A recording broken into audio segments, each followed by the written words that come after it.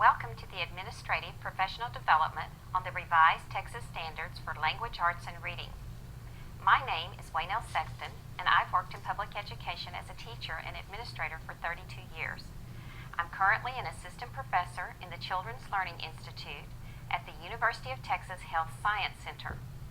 My name is Twyla Bogler, and I have worked in public education for over 20 years, and I am the project manager for the TEX Professional Development Project at the Children's Learning Institute at the University of Texas Health Science Center.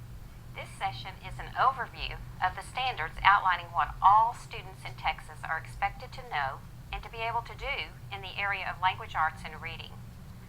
Before we begin, please be certain that you have viewed video segment 1, Material Preparation and Viewing Options. In this session, we will examine 3 sets of standards for what Texas students are expected to know and to be able to do. The first set of standards is the Texas Essential Knowledge and Skills, or TEX, as in Texas, for English Language Arts and Reading, Spanish Language Arts and Reading, English for speakers of other languages. The second set of standards is the newly revised English Language Proficiency Standards, referred to as the ELPS. These apply to all core content areas and electives found in the text. The ELPS address the English language needs of English language learners. The last set of standards we'll look at are the College and Career Readiness Standards. These are the standards that students are to attain before graduating from high school in order to succeed in their post-secondary education or careers. We often refer to these as the CCRS.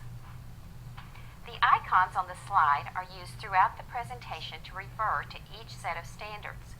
The 5-pointed text star represents the 5 strands of our ELAR/SLAR Texas standards: reading, writing, oral and written conventions, research, and listening and speaking. The ELPS globe represents the diversity of English language learners in the state of Texas, while the CCRS Sun and Mortarboard represent the bright future for Texas students. In this session, we'll learn the purpose and structure of each of these 3 sets of standards and explore how they're integrated.